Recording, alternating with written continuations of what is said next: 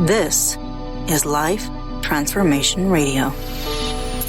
Prepare to engage. Seatbelt activated. Download initiated. Your quantum journey of transformation begins in 3, 2, 1.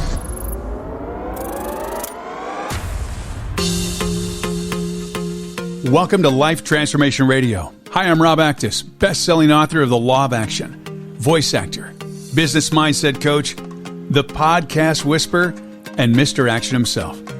Life Transformation Radio is heard in over 90 countries. Thank you for joining us from all around the world. Whether it's your first time joining us or you've been listening to Life Transformation Radio for some time, I want to personally thank you. Here at Life Transformation Radio, we are committed to share more about real life, love, the power of positivity, romance, and of course, laughter. We care about helping others find their internal drive and purpose, and we celebrate life's challenges and overcoming them. Please rate and review Life Transformation Radio on your favorite podcast platform. Also, a personal invitation from me to you. Please join us on Facebook in the Life Transformation Radio community. On the show, my guests are amazing people who are forces for good in the world around them and live a life of transformation. My guest today does just that. Today, I'm joined by Ruth Young-Loaeza, and we're going to discuss how to inspire others to believe in the power of visualization and how to overcome things you never thought you could. If you want to be resilient, focus, and have faith in yourself so you can visualize the life you want and deserve and move forward with your goals, this is the show for you. Ruth Young-Loaeza is the CEO and founder of Genius on Development and the inventor of NEET Sheets. She's a small business owner, serial entrepreneur, innovator, visionary, dreamer, international best-selling author, pioneer. The list goes on and on and on. Ruth, welcome to Life Transformation Radio. Hi, Rob. How are you? Thank you for having me. Absolutely. Glad to have you here. So, all right. So we're going to dive deep. So I know a little bit about you, and you've overcome a lot, and your story is very transformational. I guess we can go back to you were married, and you had a bad situation of domestic violence. Yes. And actually, there is a little bit more to that in how I end up being involved in this domestic violence relationship. And so what happened is that I was about 13 years old. When 13, 14, I tend to block all the bad things that happened to me. Oh, wow. So lately, I've been trying to remember how it was exactly. But anyway, I was raped. My parents were going through their divorce. And so my mom thought that I was with my dad, and my dad thought that I was with my mom. You know, I was a very smart teenager. So, unfortunately, as many smart teenagers, I got myself in trouble, and I ended up being raped. And so, after that, all I wanted to, at the moment, was not to be pregnant. I wanted to make sure that my dad didn't find out that had happened, because I know my dad would have done something. Fast forward, during that time after the rape, I definitely went through a lot, and I have really low self-esteem. Wow. And you were 13 at the time? 13, 14, no more than wow. 14. Wow. So, and nobody knew. Obviously, no one knew that had happened to me. So it was my big secret. And when I met my children's father, it was probably 6 months after that happened. And I was only actually 14, I think. And he was a 32-year-old guy. And so I thought that nobody will want me, that nobody will want to be with me, because I grew up in this very conservative household where I was taught that you have to be a virgin in order to get married, right? My background, my parents very conservative. But anyway, when this 32-year-old guy, probably 6 hours after he met me, he proposed to me. He said, "Would you want to marry me?" And I thought to myself, "Oh my gosh, somebody wants me." So anyway, right. that's what happened. I ended up being with him. And not long after that, the abuse, first it was the verbal abuse and the emotional abuse. He brought me to United States. He was actually vacationing in Mexico when we met, and he brought me to the States, and we started living together. And that's, I didn't speak any English, obviously. The first thing that he taught me was to say, he told me, when a guy talks to you, no matter where, no matter how, you're just going to answer, "I'm married." So I thought that it was a special salute for men, right? Right. And so anyway, every time that a man, and he was very clear about it, he said, just when a guy talks to you, if a woman should just say hi. So I was like, okay, cool. I had no clue what it meant. So every time a guy will talk to me, the guy probably was just asking me the time. Like, hey, how are you today? How's your day going? You go, "I'm married." Uh-huh. Wow. Oh, yes. Yeah. Now I laugh, but yeah, I didn't know. I didn't speak any English at all. So yeah, exactly. And so I end up in that domestic violence situation because of the rape, because I have low self-esteem, and because I was keeping it to myself. I wasn't talking to anyone, and obviously I wasn't getting any good advice from anyone. That must have been really terrible to wake up every day and feel like you're worthless and you're not good and you're less than because you were a victim. That's heartbreaking to me. Yes, but when you're in that situation, you don't see it that way, honestly. I thought that I was a tough person, a tough woman. And even though I was a teenager, I was 16 years old when all of this started happening, when we finally got together. And 15, 16, I was thinking that I was a tough person and I was doing okay. But when I look back, I think, wow, I was a mess. Wow. Now, how old were you when you got married? So we didn't get together right away. He brought me to the States, and he took me to my mom's because my mom is over here. She lives here. Right. But it was, I believe, 15 years old. Yeah. Wow. Yeah. And how old was he? How old was he? 32. He was turning 33 pretty soon. Does that blow your mind when you think back that a 15-year-old was married to a 32-year-old man, and what the heck? There's no real reason that that's positive in any way, shape, or form, and what a predatory situation you were in? Like now when you look at it? Now, when it hit me? It hit me when my daughters turned 15 into teenagers. I bet. Yeah. Wow. There is no way a man, not even in their 20s, will get near my children, because I realized till then that how on earth I was with this guy. I mean, even sometimes when I call the police during domestic violence situations, I remember the very first time he hit me. I ran out of our place where we were living, and the police was just passing by. It was his bad luck. And so when the police was passing by, I flagged them down, and they came over. They came inside the apartment, and I didn't speak any English. I don't know. I have no clue what they spoke about. But, I mean, he wasn't taken to jail.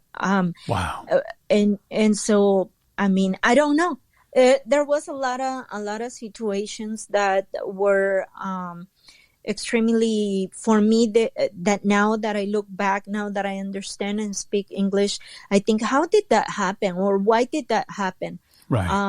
And I think because he was an adult. He speaks English. I was just a and he could make up teenager. any story he wanted. He could say anything, and it didn't really matter because you can understand, right? Yeah, I didn't understand, and unfortunately for me, the police officers didn't speak Spanish either. Wow. Yeah. Now you were so you're 15, and then when did you leave that? How old were you? How many years were you married? Well, we were together for 8 years, but I left him twice before the last final stroke. That was when I believe I shared with you, when he wrapped around my neck that telephone cord. So he was trying to kill you. Yeah, actually, the first time he actually grabbed a rifle, and one of my friends was sitting there in our studio, and I don't remember what happened. All I remember is that he grabbed the rifle and he just went like, and he pointed at me, and my friend screamed. She just screamed, and she's like, "No, please."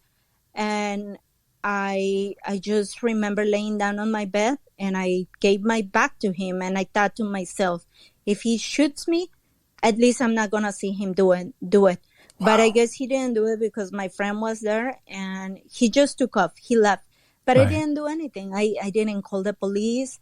I didn't, I was just, I don't want to say a stupid teenager, but I don't know how else I can describe it.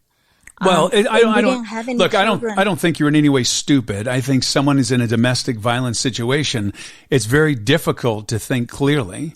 And, you were a victim, and there's brainwashing involved, and, there's gaslighting and everything. And your mind is muddled and upside down and everything in all different ways. So you were no way stupid, in any way stupid.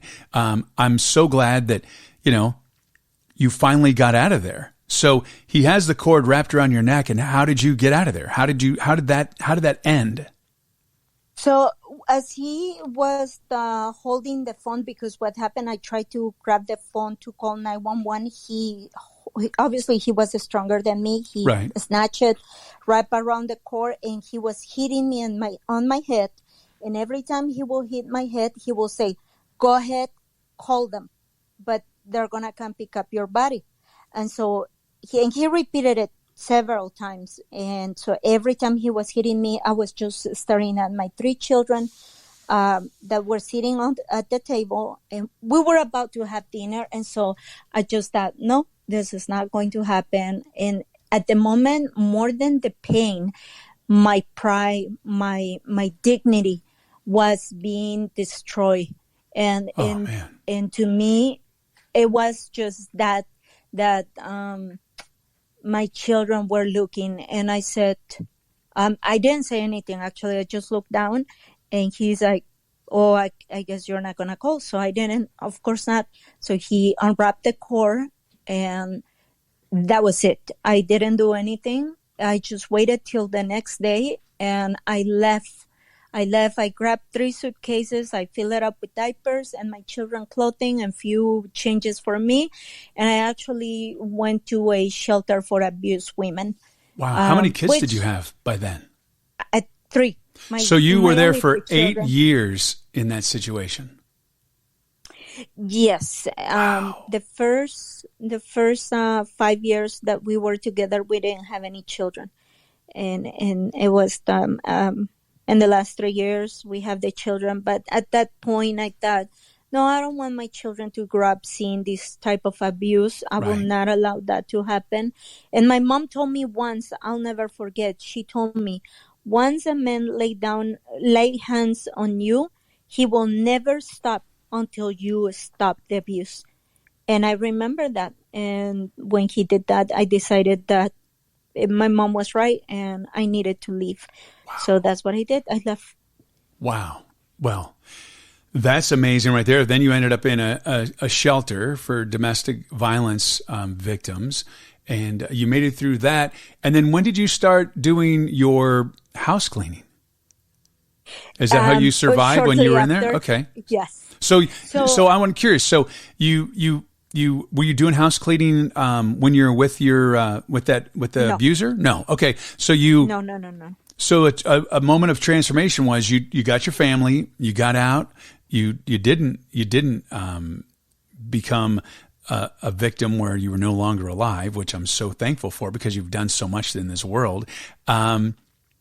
But you're in this shelter, and now you have to regroup and rethink, and like, now what? Now you were starting to learn English by now, right? Oh, yeah. Okay, good.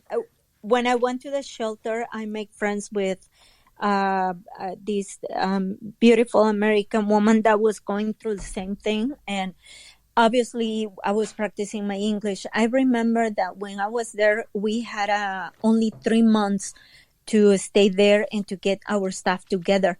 So that was in Encinitas.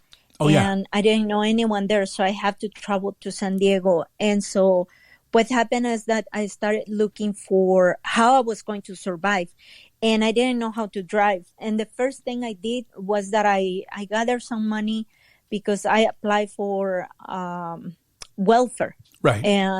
And so I got welfare, and I wasn't spending any money of that. I was gathering that to be able to get an apartment and a car. So I ended up buying a car, and that's how I was coming to San Diego to look for a job. I finally started, I found a house. I was the refer, and I started cleaning a house. I got my little apartment with my 3 children, and then I was traveling with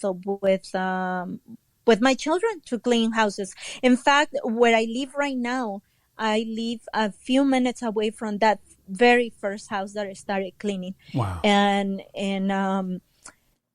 immediately after I started cleaning the houses, the lady started referring me to people. Even though I didn't speak any English, the way I communicated with them, I would write down, she would write down what she was trying to tell me. I will have it translate, and I will answer, and I will bring the next time the paper with me. And that's how I started learning, this is what it means, and this and that. So I started picking up on that, and she started referring me. And within the first month or 2, I was already almost fully booked. Yeah, wow. Cleaning houses, and yeah. Okay, so then you met the man who you're married to now. So when did that happen? So things are getting better. You're cleaning houses, and then now you're married again, right? Yes. I remained single for more than a decade. I didn't want to be in a relationship because I saw so much abuse around me through friends and through other family members that I was like, I'm not going to put my children I'm not doing that again. No way. Yeah, exactly. So, I met this guy, and I was working 3 jobs at the time. I was cleaning a trolley station, the Old Town trolley station, and I was being a cashier in the night shift at the gas station. And in the morning, I will get my children ready, drop them off at school, and then go clean houses. So okay, I just want to stop for a second. You know, a lot of people say they have no time to do anything, and you're taking care of your kids, you're working at the gas station, you're cleaning the house, you're cleaning houses, plus taking care of your home. And other stuff too, right? What else? You're doing even one more thing. What was that? Actually, there is 2. I was the Sunday school teacher in my church. I was fully committed to that. And also I was a volunteer in our local community center, Hope in the City. Wow, yeah. That's amazing. Oh, yeah. Ruth, you're amazing. Okay, so you met the guy a decade later. Quick story. How'd you meet him?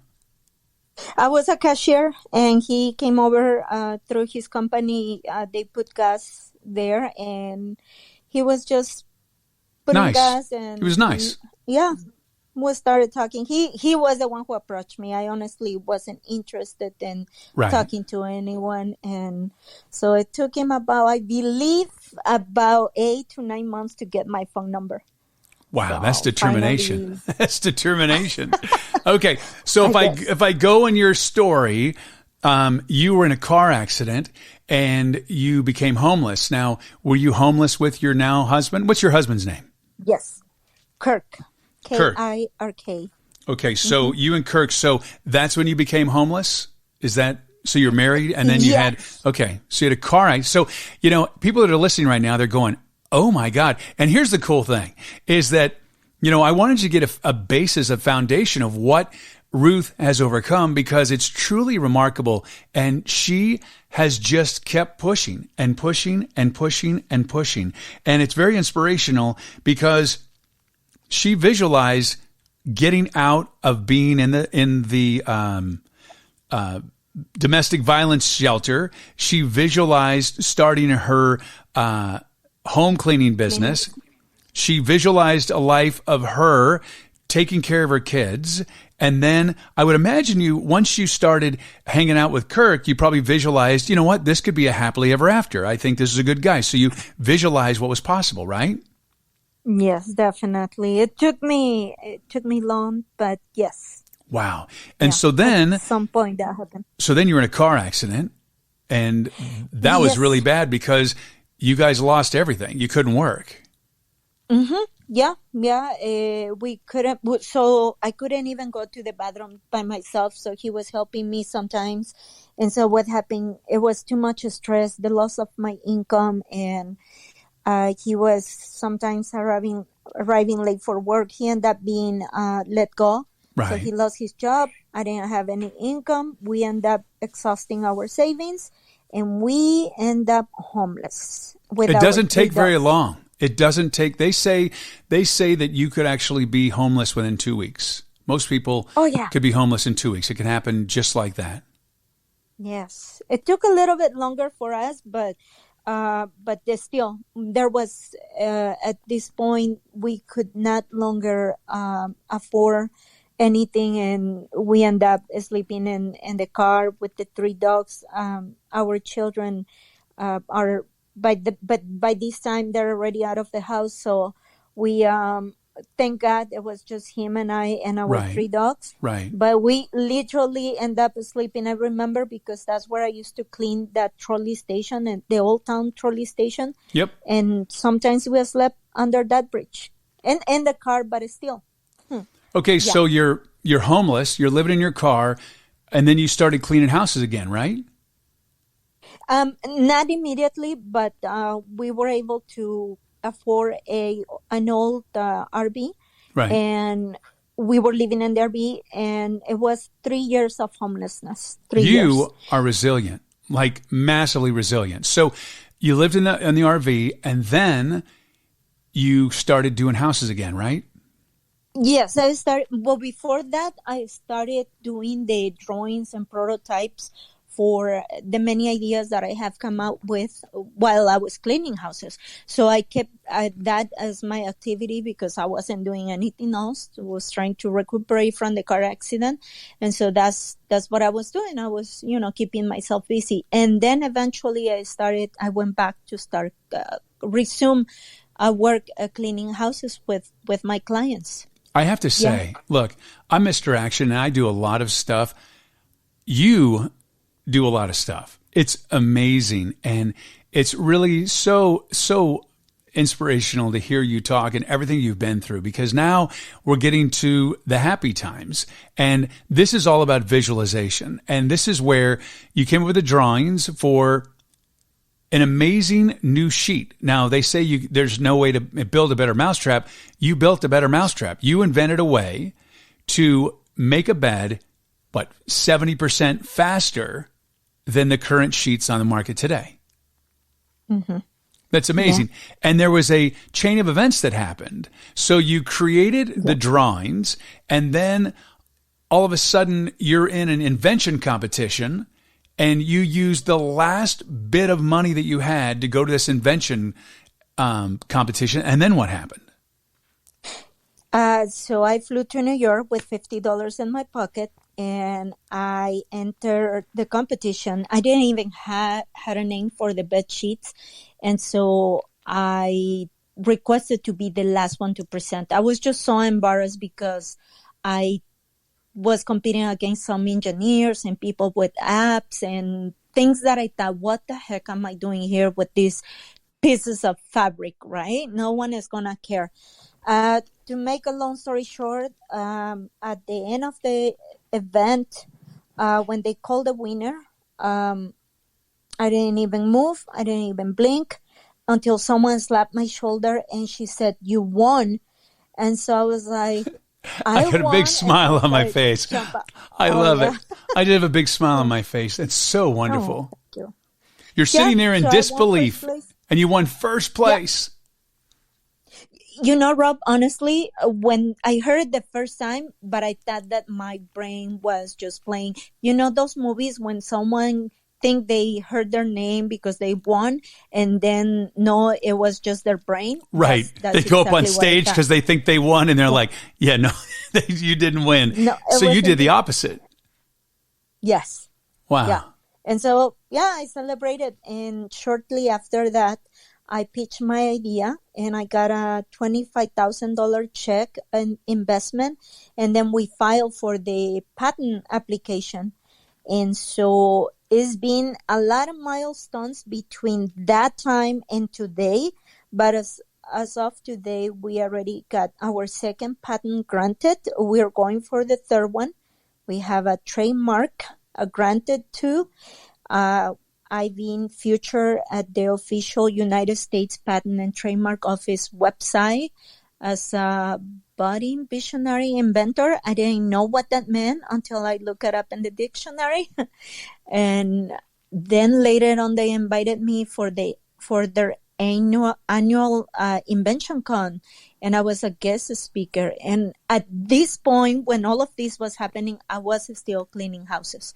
But shortly after other things that were happening, I decided that it was time for me to quit cleaning houses and devote my 100% time to my inventive ideas. Wow, it's amazing. Now, just to go back, if things couldn't get any better, you won first place at the at that event in New York. And then you got an invitation from the United States Patent Trademark Office to be featured, as you said, as a visionary budding inventor. And then one more thing happened, which is amazing, is you were taken in by the Brink program at the prestigious University of San Diego, and they pretty much mentored you and gave you a scholarship. Tell me about that. So they took me in, and I remember that day I have cleaned 3 houses, and I arrived to that event almost at the end. But I managed to speak to the director of the program and the host of the whole conference, and I asked her if she could give me just 7 minutes. I remember clearly asking her for 7 minutes of her time. She came over, saw my prototypes, and she told her right hand, her assistant, we're going to take her in. And I couldn't believe it. So she asked me about how far I have gone and my company. And I explained to her that the previous night, I have received an email from my current patent attorney at the time, asking me for a few $1,000s more because they needed to do some filing and paperwork. That's amazing. Patenting is a long, laborious process. Expensive, exhausting. It doesn't happen overnight, and it's a big deal to get a patent. It really is. Yes. And so by the grace of God, she told me, don't worry about it. We're going to help you with everything. And in fact, they did till this day. I'm still a recipient of their services. Till this day, I have assigned a patent attorney, an IP, intellectual property attorney, and I have a team of business advisors that to this day, they keep assisting me with the various needs that I have in my business. So that's amazing. And, think about it. You've received 2 patents for bed sheets. Bed sheets have been around for hundreds of years. I mean, I've seen Civil War where they have bed sheets and it's a top sheet and a bottom sheet. And here you are, Ruth Young-Loaeza, she invents a better sheet. And it's cool because you invented the bed sheet, NEET Sheets. And you did it because you worked in such backbreaking environment of house cleaning. It's exhausting. It's hard in your body. I'm sure the effects of that still hit you today. And you wanted to create something to make it easier for the people that are in the hospitality industry. Yes. I guess I haven't mentioned that we did the math of how many times I have done make the beds, and it was about more than 20,000 times, because I will make between 3 to 7 up to 10 beds per day, because I have clients that own Airbnbs. So we had to do, I had to do, that's sometimes not even including my own beds and my children bed. So, well, I'm going to have to get a pair of NEET Sheets, because let me tell you, I make my bed every single day. I've done it for a decade. I've done it for over a decade, and it's part of my daily ritual to start my day. It's one of the most powerful things you can do with intention is to make your bed in the morning. And it's not like I'm a neat freak, because I have ADHD and I'm a mess. However, I make my bed, and it's so important. Imagine if I could do it in 50% less time, just saying. Yeah.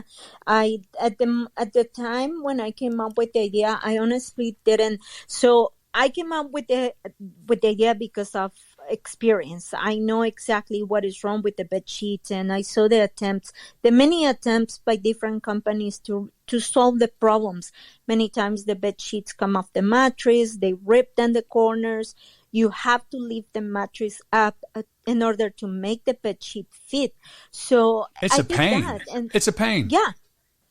So and you know when it happened, Rob, that I actually decided to, I had the mini tiny little prototypes that I did and the drawings, but it was until when we came out of the homelessness period, we had moved into our new little house with my husband. And within the first week, he started complaining about the bed sheet coming off the mattress. And I knew exactly how to fix it. So that day, I called my friend.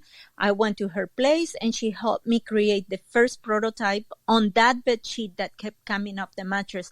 And it worked. When my husband saw the bed sheet, he was the one that said, we need to protect this idea. Yeah. And I remember I looked at him and I said, now we speak French. I remember that I shared that with you.